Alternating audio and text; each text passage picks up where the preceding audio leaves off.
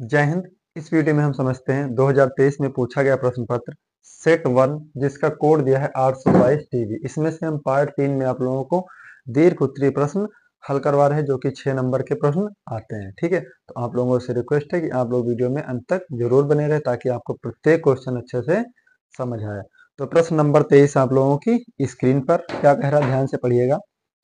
कहा है दो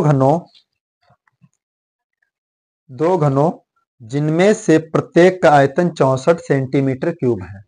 कोई बात नहीं, एक घन यानी कि इस टाइप से है, एक घन ये है और एक घन इसी में और जुड़ा है। ठीक है, इस इस तरीके से दो घन है, प्रत्येक घन का आयतन दिया है कितना, 64 सेंटीमीटर क्यूब। तो देखिए प्रत्येक घन का आयतन बराबर 64 सेंटीमीटर क्यूब। तो देखिए ध्यान से, घन का जो आयतन होता है वो क्या है, एक घन का आयतन। तो एक घन का आयतन का सूत्र क्या होता है, भुजा क्यूब। भुजा क्यूब बराबर 64, स्क्वायर क्यूब हटा क्यूब रूल लगाया तो भुजा क्या है, 64 वर्ग क्यूब किसका है, 4 चक्कू 16 चक्कू 64, यानी भुजा हमारी क्या ही है, 4 सेंटीमीटर। एक घन की भुजा क्या ही हमारी 4, तो दूसरे घन की भुजा क्या हो जाएगी 4। अब कहा है कि संलग्न फलकों को मिलाकर एक घनाभ ठोस बनाया जाता है। ठीक, एक ठोस घनाभ बनाया जाता है जिसका पृष्ठीय क्षेत्रफल पूछा है। तो देखिए दो घनों को जोड़ दिया तो घनाभ बन गया, क्या बन गया, घनाभ। और घनाभ की लंबाई क्या होगी, 4 और 4 8। तो लिखेंगे दो घनों को मिलाकर, दो घनों को मिलाकर बनाए गए घनाभ की लंबाई L बराबर कितनी हो जाएगी, 4 और 4 कितनी हो जाएगी 8। तो चौड़ाई कितनी हो जाएगी, चौड़ाई तो दिया है, आज 4 ही रहेगी, 4 सेंटीमीटर। और ऊंचाई कितनी रहेगी, ऊंचाई भी रहेगी हमारी 4 सेंटीमीटर। सिर्फ लंबाई बढ़ी है। ठीक है, 4 सेंटीमीटर। अब ध्यान से समझिए इस बात को कि घनाभ का पृष्ठीय क्षेत्रफल होता क्या है। घनाभ का पृष्ठीय क्षेत्रफल क्या होता है, 2 गुणे लंबाई चौड़ाई प्लस, यानी 2 LB plus BH plus HL। 2L का मान कितना है 8 प्लस 4, 8 गुणे 4, फिर 4 गुणे 4 प्लस 4 गुणे 8, 2 8 चक्कू 32, 4 चक्कू 16, 8 चक्कू 32, 2 32, 2 6 8, 8 तो 10, 3 1 4, 4 3 7 1 8, यानी 80। 80 और 2 के गुणा करेंगे कितना हो जाएगा, 160 सेंटीमीटर स्क्वायर। यानी घनाभ का जो पृष्ठीय क्षेत्रफल है वो 160 सेंटीमीटर स्क्वायर है। ठीक है, यही हमारा क्या है, बिल्कुल सही आंसर। नोट कर लीजिए, स्क्रीनशॉट ले लीजिएगा, बिल्कुल सटीको सटीक आंसर आप लोगों के सामने है। फिर इसके बाद देखते हैं प्रश्न नंबर अथवा, यानी 23 का अथवा प्रश्न। हो गया स्क्रीनशॉट, 23 का अथवा प्रश्न आप लोगों की स्क्रीन पर क्या कह रहा है,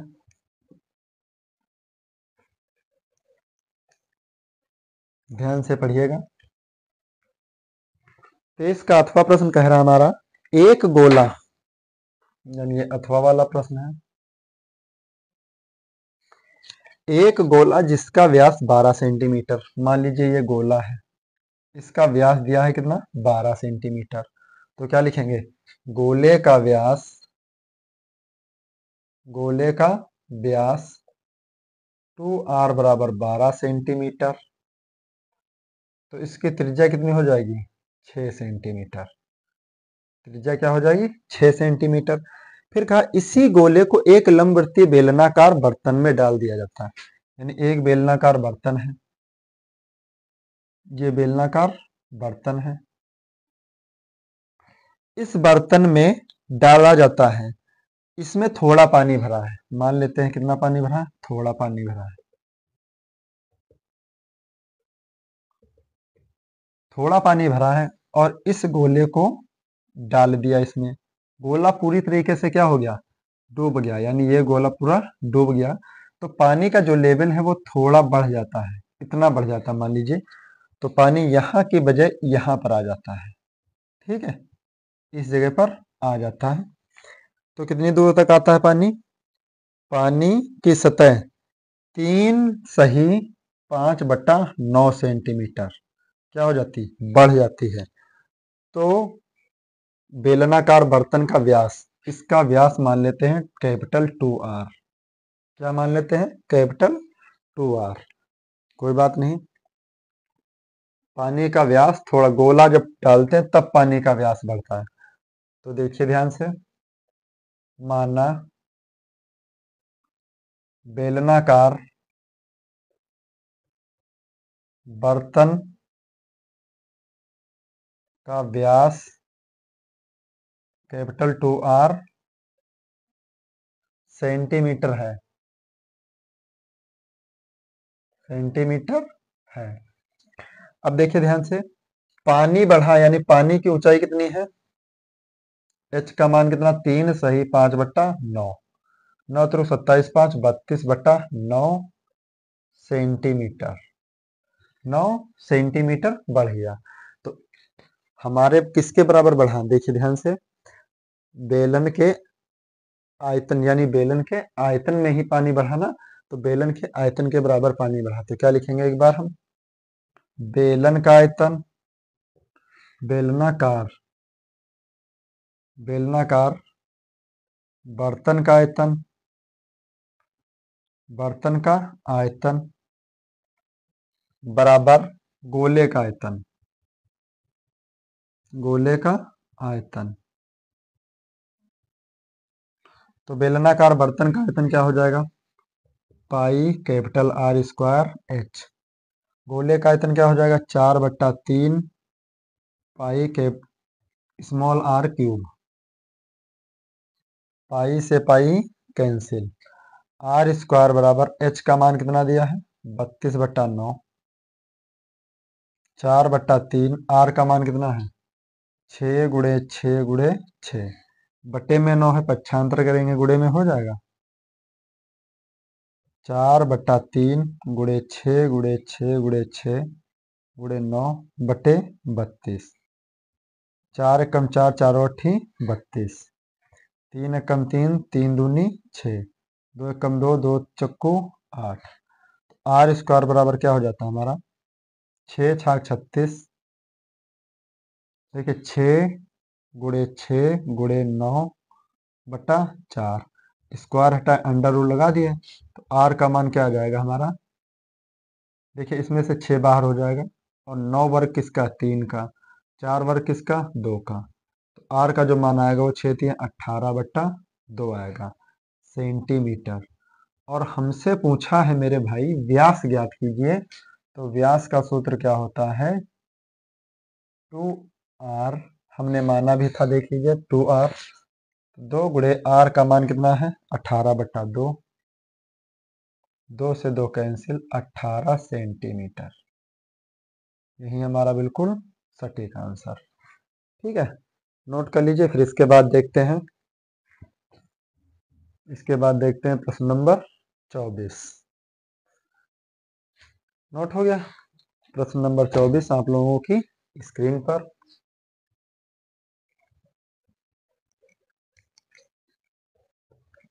बिल्कुल सही सही आंसर आप लोगों के सामने हल किए जा रहे हैं। आप लोग अच्छी तरीके से अपनी कॉपी में नोट कर लीजिए और अच्छे से क्वेश्चन समझ के नोट करिएगा। ठीक है, फिर क्वेश्चन नंबर 24 क्या कह रहा है हमारा? भूमि पर स्थित बिंदु x से, यानी कोई भूमि पर बिंदु x है, यानी यहाँ पे बिंदु कोई x है, x से ऊर्ध्वाधर टावर पी क्यू, यानी ये कोई टावर है P और Q। पी क्यू के शीर्ष Q का उन्नयन कोण कितना, 60 अंश, यानी Q का उन्नयन कोण कितने अंश है, 60 अंश, उन्नयन कोण 60 अंश। फिर कहा है शीर्ष बिंदु से बिंदु x से 40 मीटर ऊंचाई पर स्थित, यानी बिंदु x से 40 मीटर ऊंचाई पर स्थित, भाई बिंदु x से 40 मीटर ऊंचे हो गए, इस जगह पर आ गए, ये दूरी कितनी हो गई हमारी, 40, तो ये भी दूरी हमारी हो जाएगी 40, कितनी ऊंचाई हो जाएगी, 40,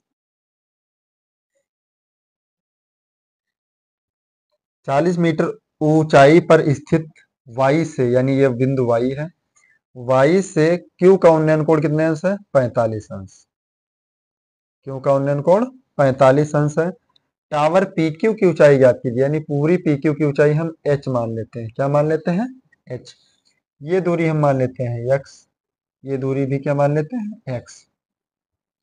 ये कोण कोण बन जाएगा QYH और QXP, ठीक, माना और तो कुछ पूछा नहीं है हमसे। PQ की ऊंचाई और दूरी PX भी ज्ञात करना है, यानी ये दूरी भी हमें ज्ञात करना है, ठीक है। माना टावर PQ की ऊंचाई कैपिटल H मीटर है तथा PX की दूरी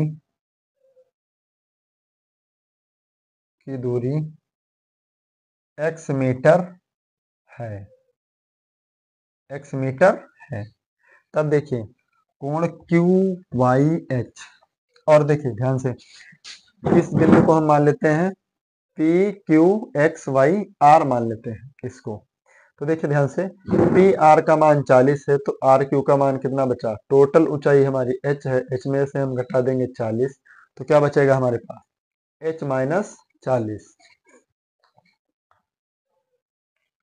लिखेंगे कोण QYR बराबर 45 अंश और कोण QXP बराबर 60 अंश। फिर देखते हैं PX बराबर किसके हैं, RY के, बराबर x मीटर, और QR का मान कितना है, h माइनस 40 मीटर, और RP का मान क्या दिया हमारा, PR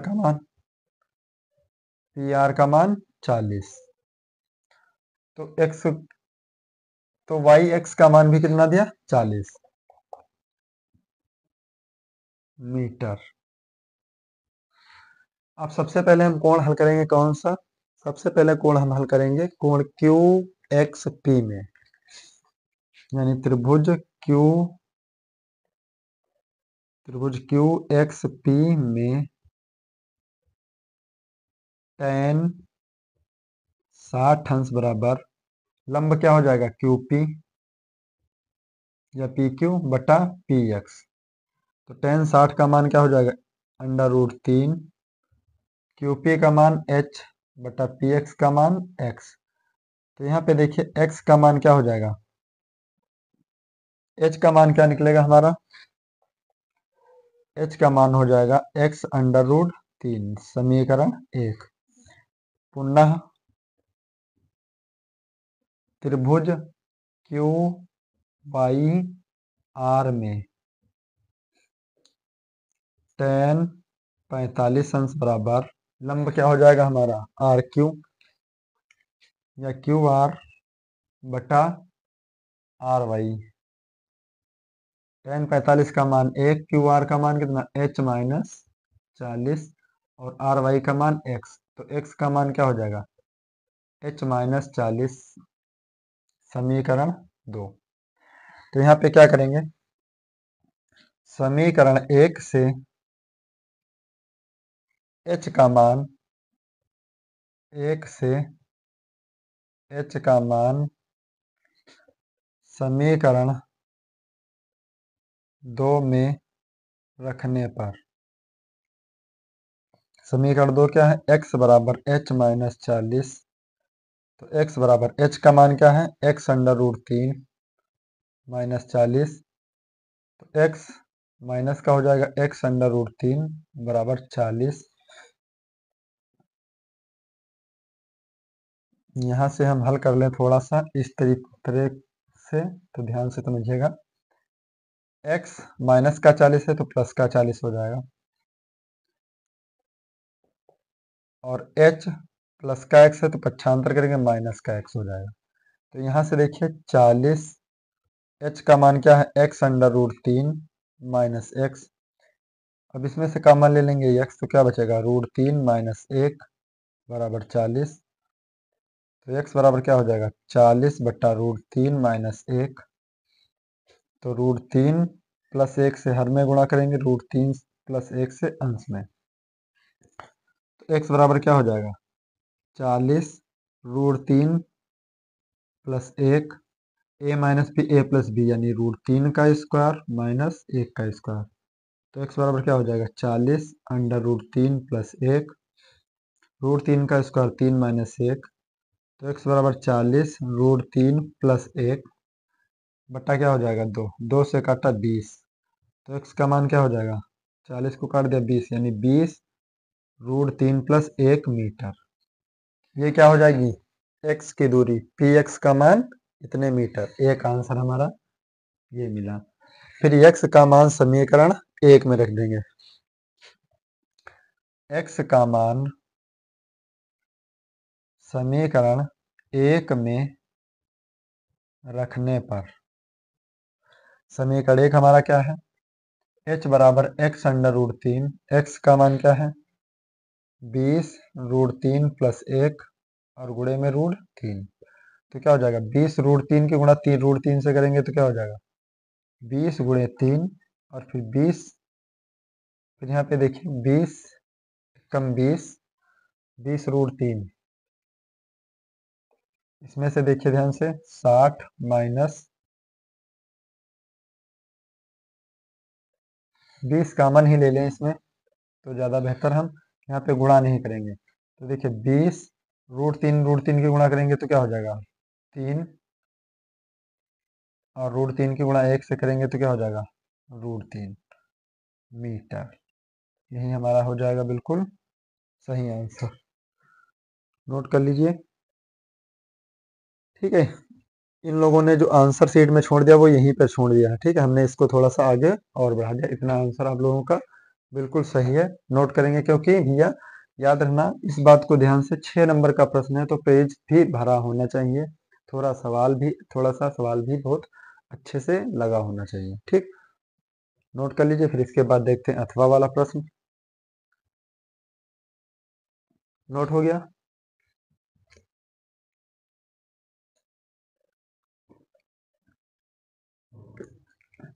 प्रश्न नंबर 24 का अथवा आप लोगों की स्क्रीन पर।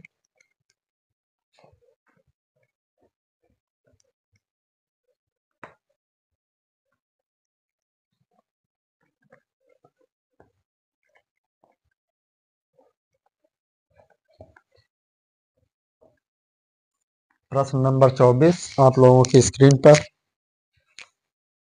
24 का अथवा प्रश्न।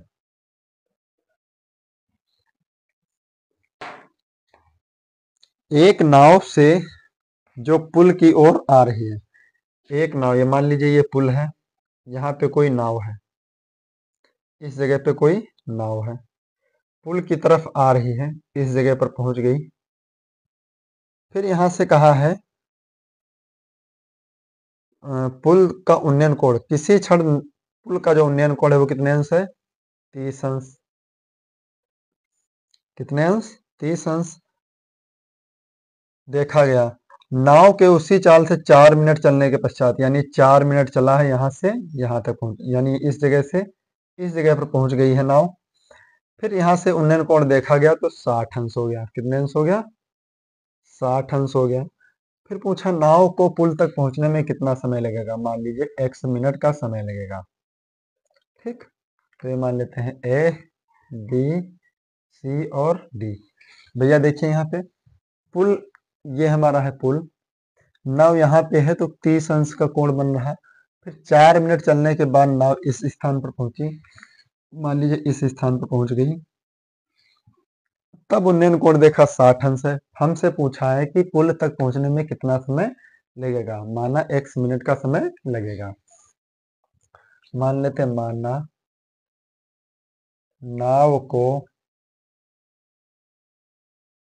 पुल तक पहुंचने में x मिनट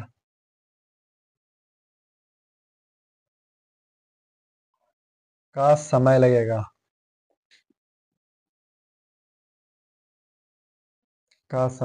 लगेगा, ठीक है। तो देखिए कोण ए बी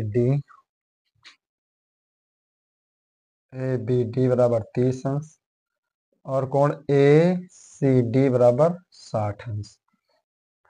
बी सी का मान कितना? 4,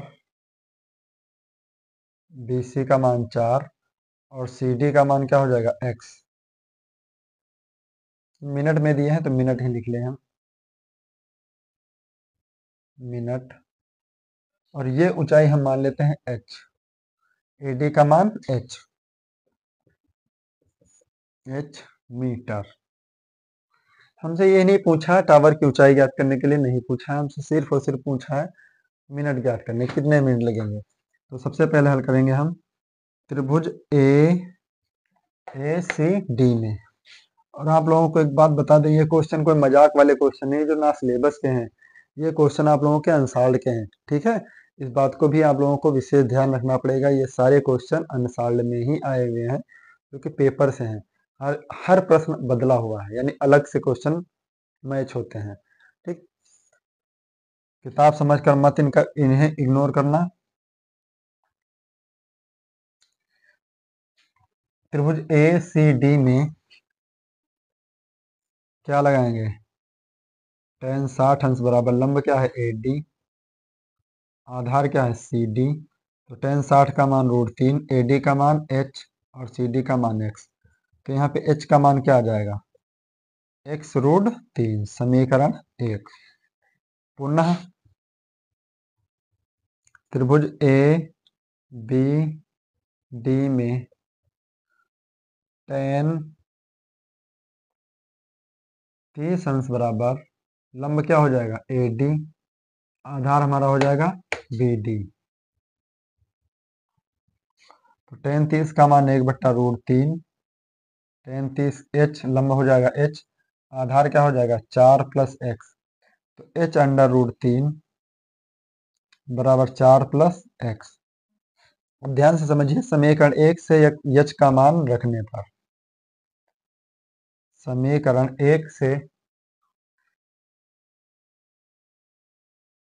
h का मान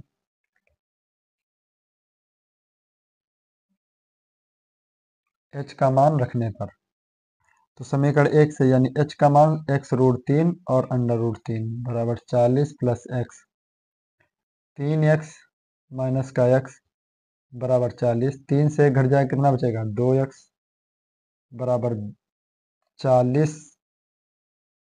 2 से काटेंगे 20 बार, तो x का मान कितना आएगा? 20। 20 मिनट लगेंगे, 20 मिनट। इसे घंटे में बदल लें, घंटे में आंसर तो आ नहीं रहा, नहीं यहाँ पे कितना आना चाहिए? 40 नहीं, 4 है ओनली। ठीक है, 2 दूनी 4, 2 मिनट लगेगा। कितना समय लगेगा? 2 मिनट का समय लगेगा। यहाँ पे 4 की जगह 40 हो गया था। ठीक, नोट कर लीजिए, स्क्रीनशॉट ले लीजिएगा इसके। फिर इसके बाद 2 ही क्वेश्चन बचे हैं, वो भी क्वेश्चन देखते हैं। Question number 25। नोट कर लीजिए प्रश्न नंबर 25 आप लोगों की स्क्रीन पर। और आप लोग कमेंट में नहीं बताते हैं कि क्वेश्चन आप लोगों को कैसे लगे, सही है सारे क्वेश्चन या गलत है क्वेश्चन। आप लोग कमेंट में तो बताइएगा, ठीक है, कि आप लोगों को इन क्वेश्चनों से कुछ प्रॉफिट मिल रहा है या नहीं मिल रहा है, कि हम आप लोगों को यूं ही पढ़ाते जा रहे हैं। तो आप लोग भी बताएंगे तभी तो हम समझ पाएंगे अच्छे से। देखते हैं फिर प्रश्न नंबर 25 क्या कह रहा है हमारा। पिता की उम्र पुत्र की उम्र की 7 गुनी है। 2 वर्ष पहले पिता की उम्र पुत्र की उम्र की 13 गुनी थी। दोनों की वर्तमान उम्र ज्ञात कीजिए। कोई बात नहीं, माना पिता की वर्तमान उम्र, पिता की वर्तमान उम्र बराबर x वर्ष और पुत्र की वर्तमान उम्र, पुत्र की वर्तमान उम्र बराबर y वर्ष। प्रश्नानुसार इस समय जो पिता की उम्र है वो पुत्र की उम्र से कितनी है, 7 गुनी। तो पिता की उम्र x और पुत्र की उम्र क्या हो जाएगी, 7y। समीकरण 1। फिर कहा है 2 वर्ष पहले, तो 2 वर्ष पहले यहाँ पे लिख लेंगे 2 वर्ष पहले। एक तरफ पिता एक तरफ पुत्र, 2 साल पहले की बात है, 2 घटा दीजिएगा। 13 गुनी थी पुत्र की उम्र, किससे, पिता से। तो x माइनस 2 बराबर 13y माइनस 13 दूनी 26। x माइनस 13y, 2 माइनस का प्लस का हो जाएगा, तो x माइनस 13y बराबर 24। समीकरण 2। तो x का मान क्या है हमारा, 7y। समीकरण 1 से x का मान रखने पर, मान रखने पर, तो x का मान क्या है हमारा, 7y माइनस 13y माइनस का 24। 13 से 7 कम हो जाएगा, कितना बचेगा, 6y माइनस का 24। माइनस माइनस कैंसिल, 6 कम 6 चौक 24। तो y का मान क्या है, 4। y का मान समीकरण 1 में रखने पर, 1 में रखने पर समीकरण 1 क्या है, x बराबर 7y, 7 गुणे y का मान 4, 7 चौक 28। अब देखिए ध्यान से, पिता की वर्तमान उम्र कितनी है, x का मान 28 वर्ष। तो लिखेंगे अतः पिता की वर्तमान उम्र, वर्तमान उम्र x बराबर 28 वर्ष। पुत्र की वर्तमान उम्र, वर्तमान उम्र y बराबर 7 वर्ष। आंसर, ठीक है। बहुत सिंपल से क्वेश्चन थे, कोई विशेष कठिन नहीं थे। नोट कर लीजिए इन्हें। नोट हो गया। फिर देखते हैं प्रश्न नंबर 25 का अथवा प्रश्न। 6 नंबर के सभी प्रश्न हैं, कितने सरल क्वेश्चन।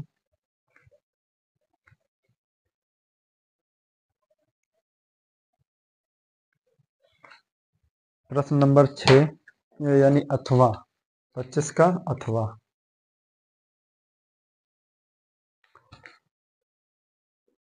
निम्न रैखिक समीकरण युग्म को हल बदल कर हल कीजिएगा, ठीक है। यानी x और y के मान ज्ञात करने हैं। कोई बात नहीं, 10/x plus y plus 2/x minus y बराबर 4। समीकरण 1।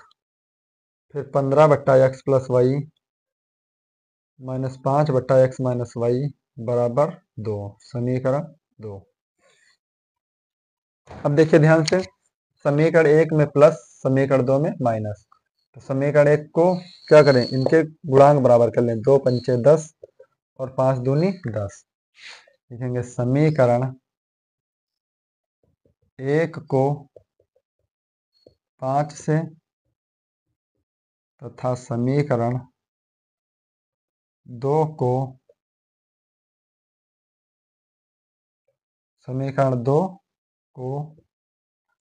2 से गुणा करके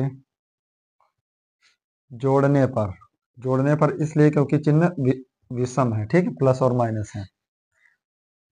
तो 5 और 10 के गुणा करेंगे कितना हो जाएगा, 50 बट्टा एक्स प्लस वाई, प्लस 2 पंचे 10 बट्टा एक्स माइनस वाई, बराबर 4 पंचे 20, 2 15 30 बट्टा एक्स प्लस वाई,